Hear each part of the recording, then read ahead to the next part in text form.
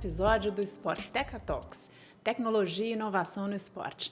Toda semana a gente tem um episódio novo para falar sobre os assuntos mais quentes dessas áreas, te contar as tendências, trazer informações, dados e, claro, a visão de profissionais que estão transformando a indústria do entretenimento esportivo. Direto do estúdio aqui do campus de inovação da Sporteca, eu, Beth Romero, jornalista do esporte da SeJogaBet, com esses feras, e você, é claro, na escuta, na audiência, porque tudo isso é muito relevante para quem está no mercado, para quem quer entrar entre marcas e, obviamente, os profissionais. Então, hoje, eu converso com o Iglar Generoso, que é founder e CEO da DIO.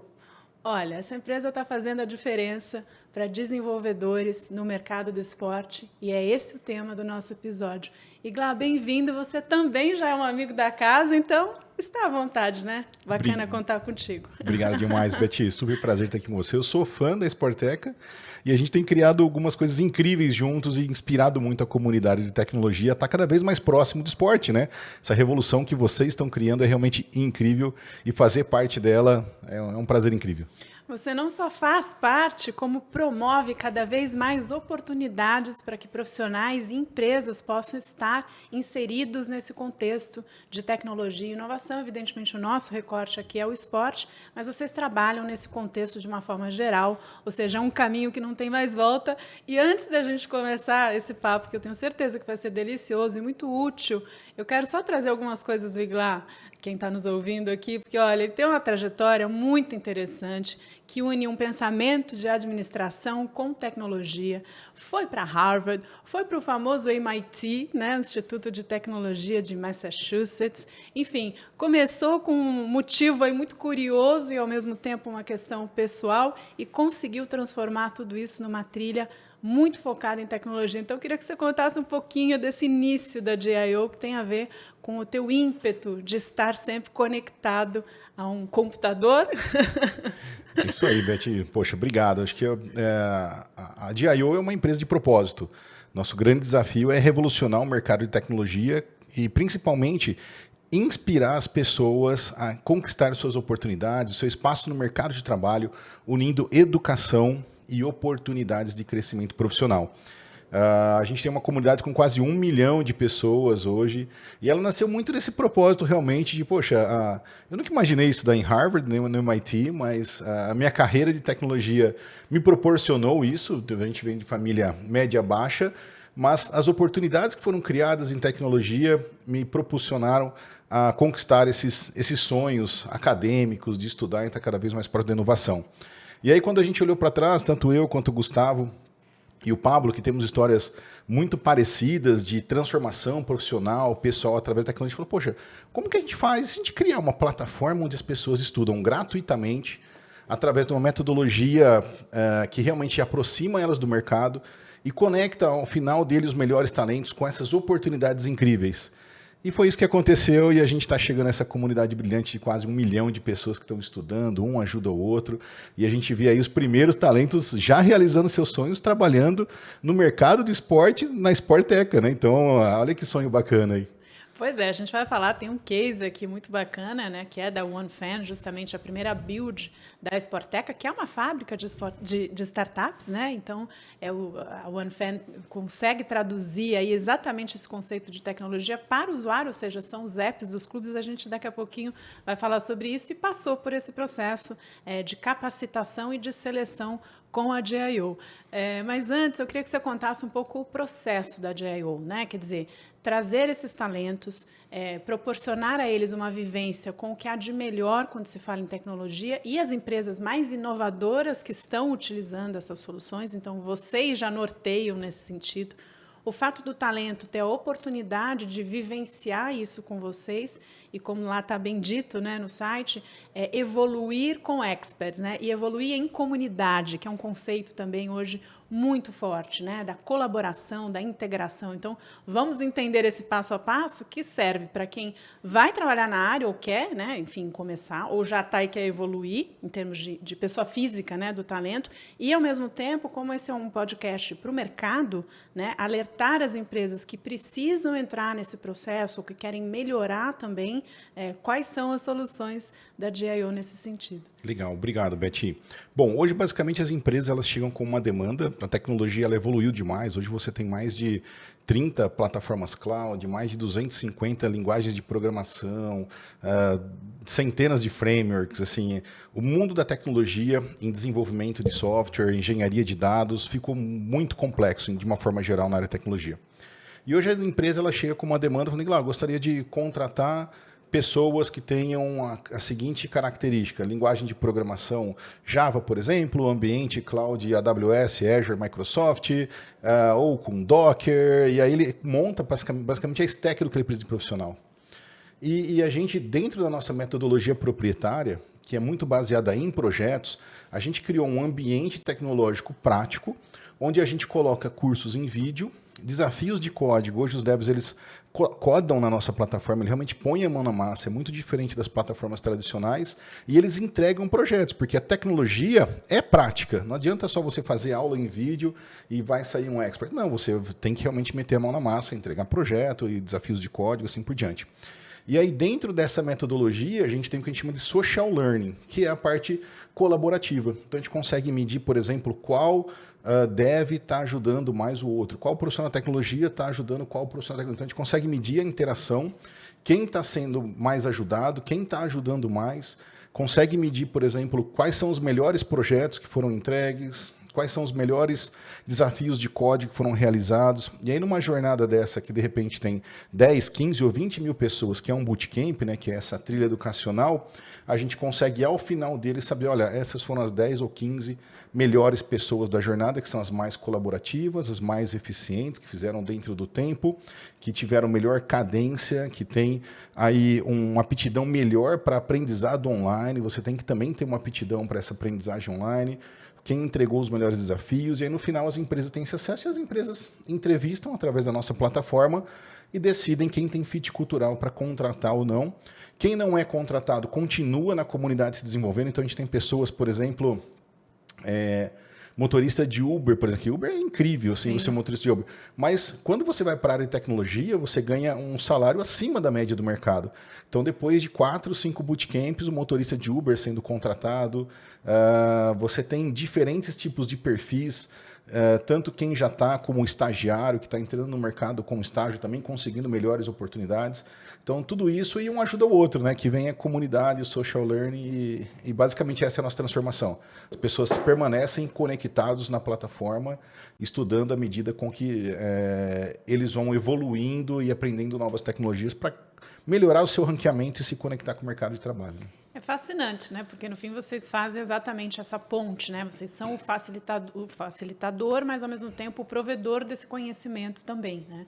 E o que se fala muito hoje tem a ver com o esporte, dos soft skills, né? E aí eu queria te perguntar um pouco dessas habilidades dos desenvolvedores, especialmente aqueles que querem atuar no mercado do esporte, que é o nosso recorte, o que se procura, né? E aí eu me lembrei, quando eu sabia que ia ser contigo, eu falei, bom, tem um cara que eu gosto muito, que é o Joe Dispenza, não sei se você conhece, é um neurocientista, americano, que tem o livro Como Deixar de Ser Você, né? Mudando seu hábito e tal, e ele compara um pouco a questão do cérebro com o hardware, né? Ou seja, o hardware é a parte física em si do cérebro, e o software é a programação ou a reprogramação, né, do nosso cérebro, que é uma constante, como é uma constante na nossa vida, né? Então, como também vocês avaliam essas habilidades entre o hardware e o software dos talentos, né? E como desenvolver, porque justamente o que o Joey fala é isso, a gente tem uma capacidade brilhante para trabalhar com o nosso cérebro, para reprogramar e para trazer as habilidades necessárias para cada tipo de trabalho. E falando de tecnologia e inovação,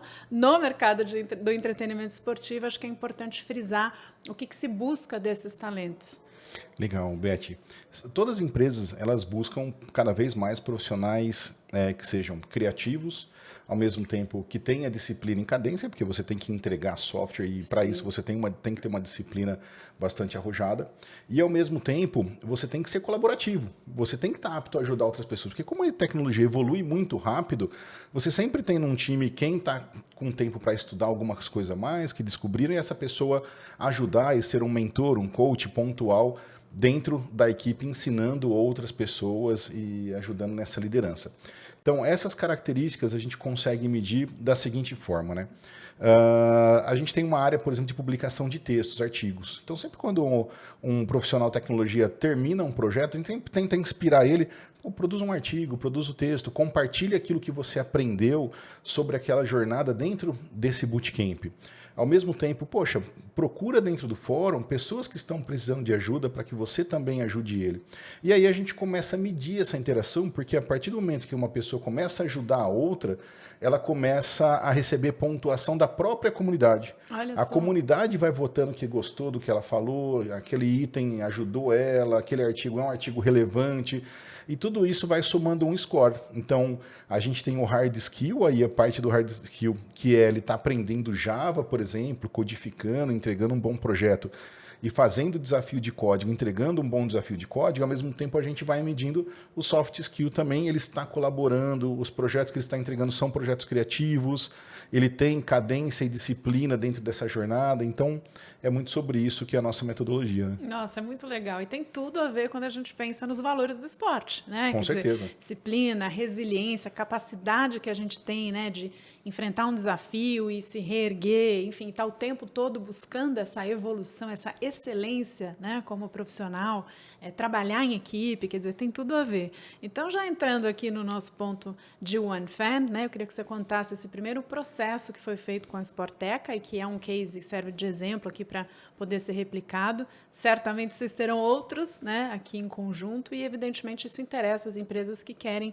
trilhar um caminho semelhante, né? O OneFan hoje aí lidera com os principais apps dos clubes, né? Vou falar nomes que não esqueçam, mas são vários, você, né, que acompanha e já é sócio, né, torcedor, enfim, sabe, certamente tem o app aí na sua mão da OneFan, mas conta pra gente como é que começou esse processo e, obviamente, hoje a gente já tem alguns trabalhando aqui. Não, incrível, assim, acho que começou muito o papo com o Tega, assim, acho que o propósito da DIO e o propósito da Sporteca tem muito a ver um com o outro, né, assim, poxa, a gente quer transformar o mundo através da inovação, gerando oportunidades para as pessoas, gerando a felicidade das pessoas, o entretenimento das pessoas, e aí a gente começou a debater, poxa, vamos fazer então um bootcamp específico com esporte, onde a gente coloque a paixão das pessoas pelo esporte junto com a tecnologia e com a demanda que a Sporteca tem para essas soluções incríveis que ela está criando, vamos colocar junto e isso vai conseguir acelerar mais as pessoas?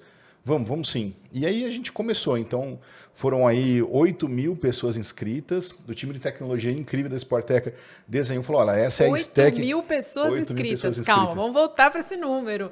Estamos falando de Brasil inteiro, é isso? Brasil inteiro. Incrível. Alguém de fora ou não? Eu não lembro efetivamente de fora, mas do Brasil, 90... Impressionante, gente. 8.000. Muito. Voltamos.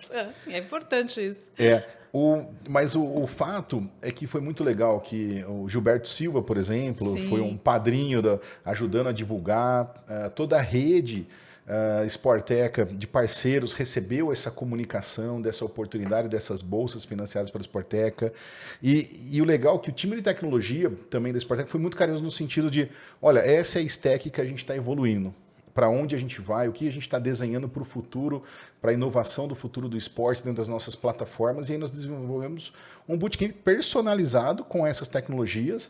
E, poxa, você imagina, você poder se inspirar com os profissionais, as mentorias que tiveram com os profissionais da Sporteca, tendo acesso a uma live que foi incrível, junto com o Tega e com o Gilberto Silva, falando sobre os desafios da inovação e as oportunidades do mercado de trabalho de tecnologia.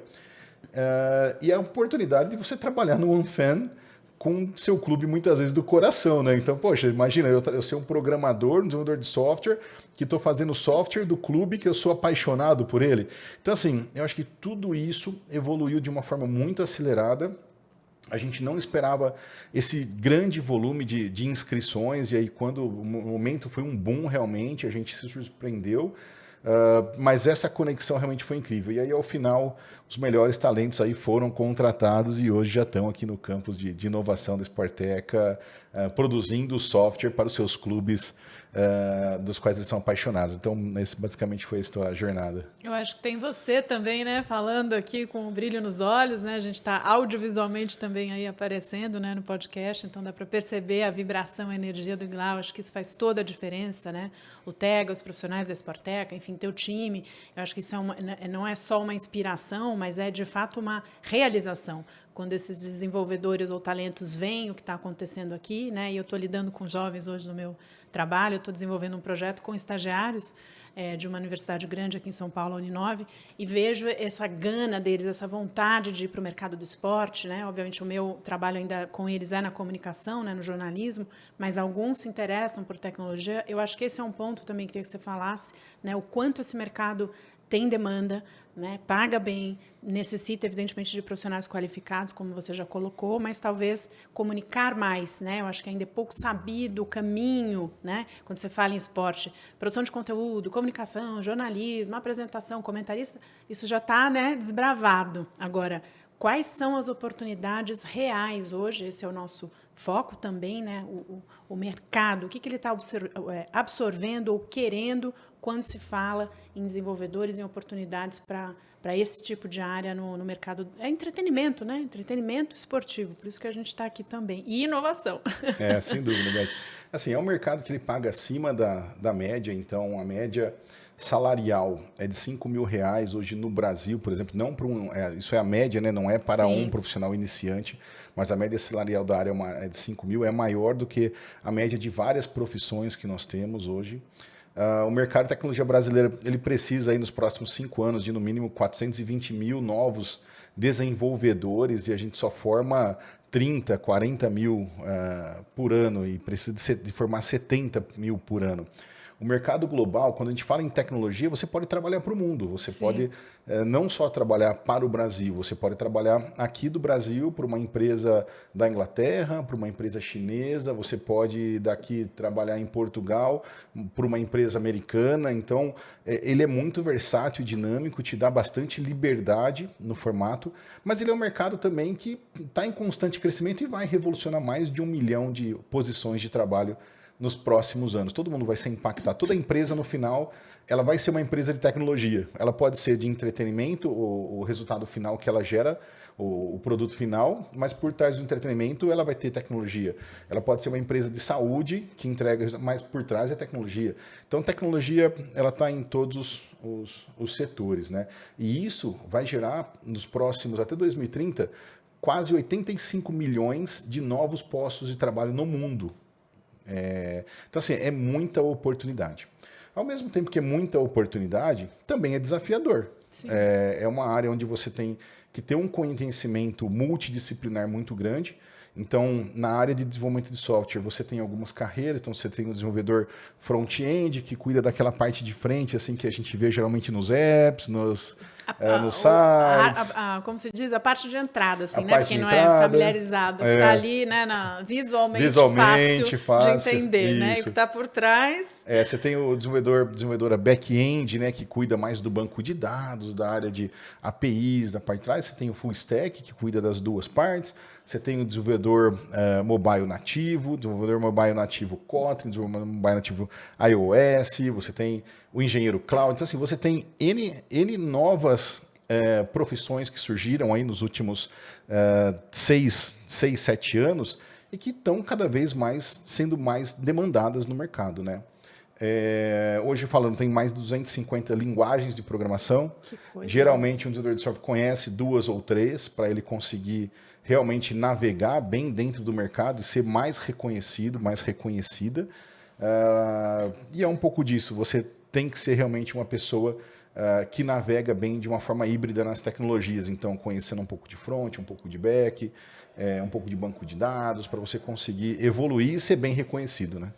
Agora, conta um pouco para a gente, Glá, das oportunidades, né? Nós falamos aqui do case OneFan, que realmente é um marco, né, no espaço do entretenimento esportivo, de você ter hoje um app na palma da tua mão que entrega praticamente tudo do teu clube do coração, né? Evidentemente com uma inteligência ali, com esses programadores trabalhando, e que muitas vezes o fã nem pensa, né? Que ele está ali com o app na mão, consumindo tudo aquilo, mas tem um processo incrível. Eu brinco que tem um vídeo que foi um dos mais vistos na história da Rolex, que é quando eles mostram exatamente tudo que tem dentro do relógio, peça por peça. Olha, é incrível, assim.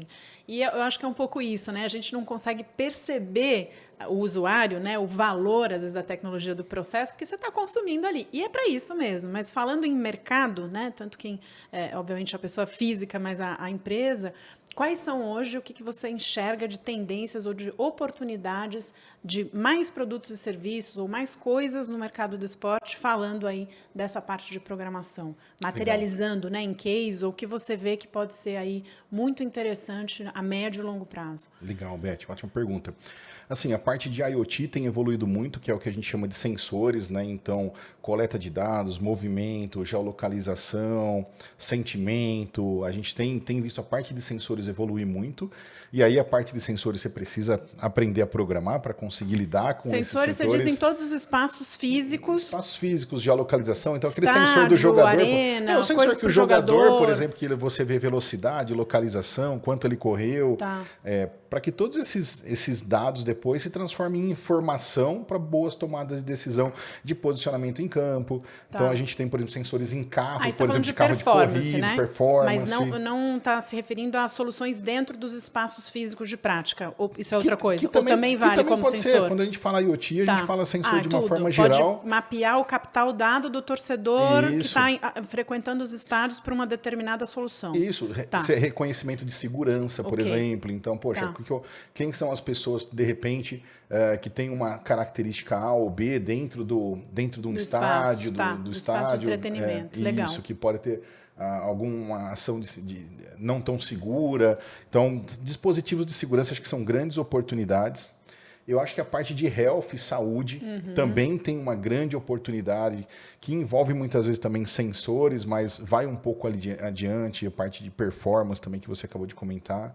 A gente tem muito também a parte de data e analytics, né, que você tem uma gama de ferramentas assim incríveis, onde você pode coletar o engajamento de um torcedor no app, junto com a frequência dele no campo, junto com a frequência no estádio, para ofertar um tipo de produto que já entra em marketing. Sim. Então, acho que é uma outra. E a parte de entretenimento em si, né, que já é um pouco mais direcionado usando machine learning, por exemplo, inteligência artificial. Que tipo de conteúdo esse torcedor ele gostaria de consumir, o que é a preferência dele, como eu gero mais conveniência para esse torcedor, mais facilidades, de forma mais inteligente, usando machine learning para que ele esteja engajado com o seu clube dos sonhos, então, ou com o seu esporte dos sonhos. Então, acho que quando a gente fala em futuro, machine learning é uma área importantíssima.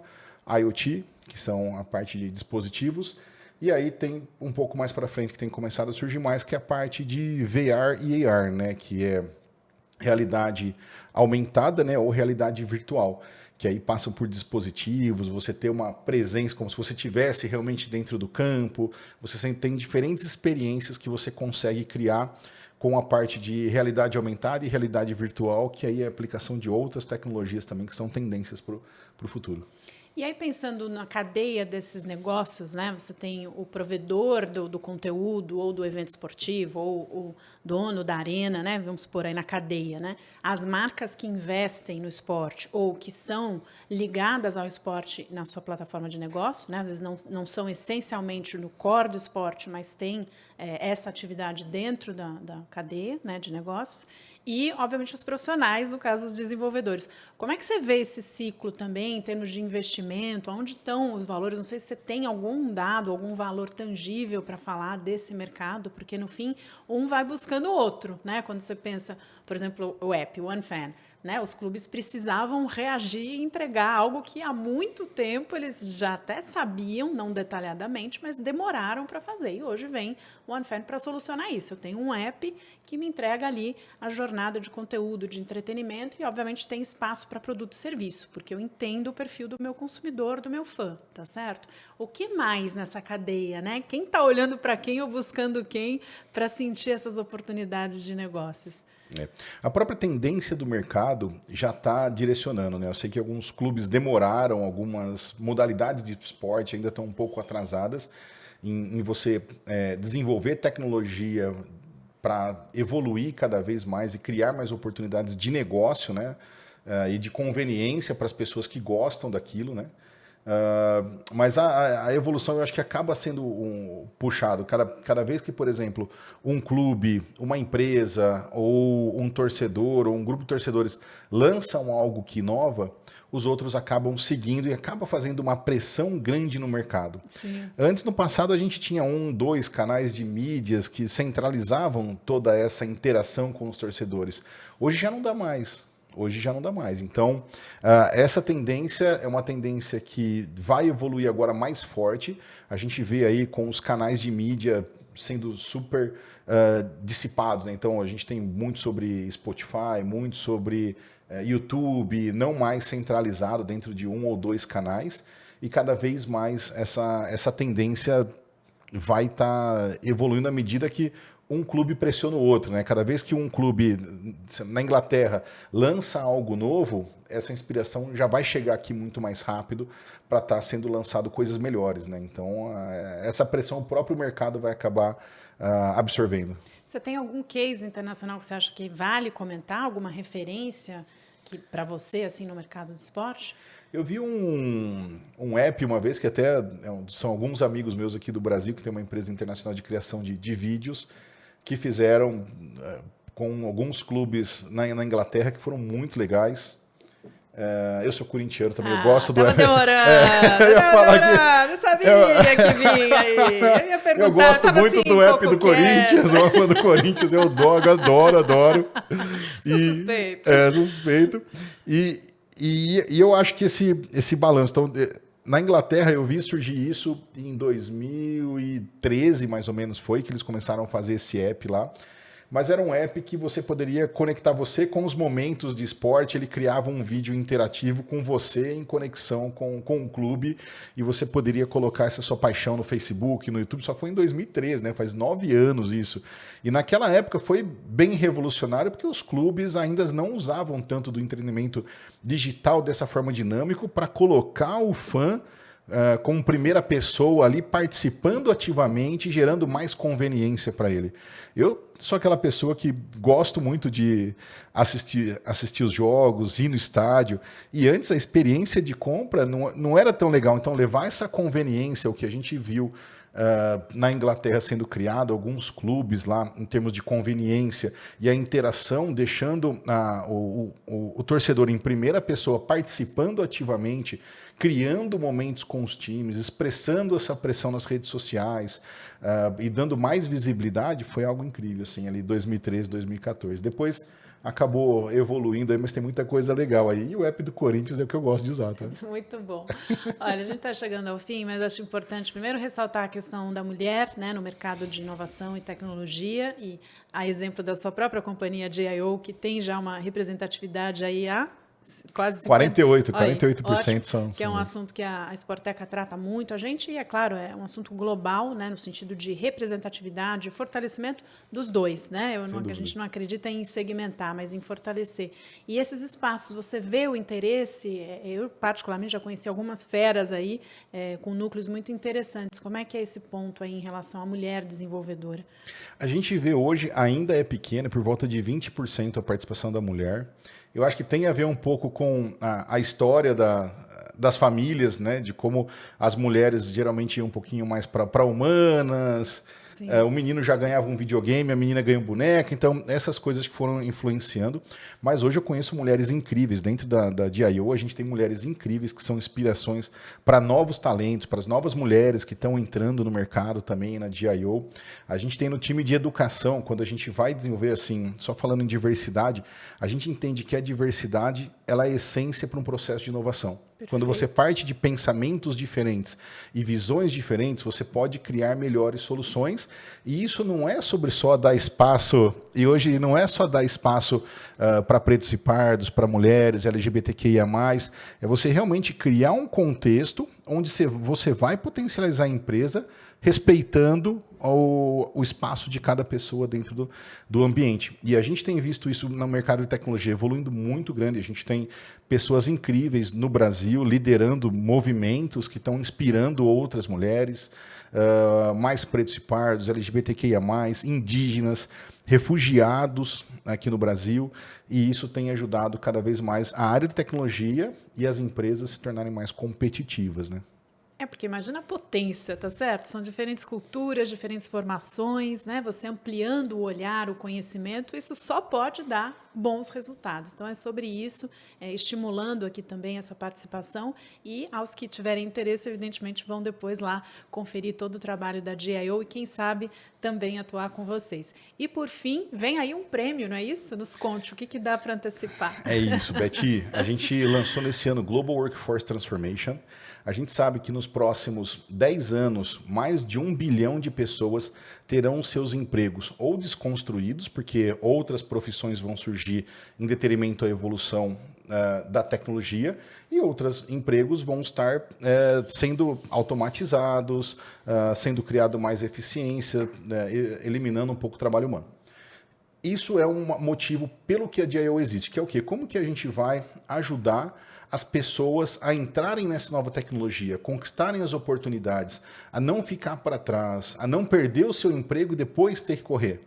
E aí a gente, junto com as empresas mais inovadoras do mundo, incluindo a Sporteca, que financia o nosso ecossistema, a gente está reconhecendo as empresas que estão investindo mais do que 5 mil bolsas, que tenham essa disciplina de incluir mais mulheres, pretos e pardos, LGBTQ+, trazer mais diversidade, que estejam democratizando o conhecimento. Você imagina, a hora que chega o Diego, os mentores aqui da Sporteca, por exemplo, irem na DIO compartilhar tudo o que está acontecendo aqui dentro. Que incrível que não é. Era um conhecimento que estava só aqui, só que a partir do momento que você vai na DIO, você democratiza esse conhecimento. Então, esse conjunto de habilidades que vão transformar a força de trabalho do futuro, a gente transformou num prêmio Global Workforce Transformation, e a Sporteca está recebendo esse selo aqui nessa semana como uma das pioneiras e empresas aí, protagonistas que estão revolucionando, com mais de 8 mil pessoas inscritas no seu bootcamp, que foi o primeiro. A gente tem outros planos aí, novos bootcamps vão estar surgindo e novas oportunidades para toda a comunidade de tecnologia. Que maravilha! Bom, todas as informações aí nas redes sociais da Sporteca e da DIO. E Glá Generoso, que é founder e CEO da DIO. Que delícia de papo, com certeza muito útil. E a gente vai ter outros tantos encontros por aqui. Obrigada, Iglá. Obrigado, Beth. Super prazer estar com vocês e muito sucesso sempre. Muito bom. A gente agradece a você pela escuta, pela audiência, pela companhia aqui no Sporteca Talks, que só está começando. Próximo encontro na terça-feira que vem, mais um episódio desse podcast semanal falando de tecnologia e inovação no esporte com quem está realmente transformando esse mercado. A gente se encontra. Um beijo. Tchau, tchau. Obrigada.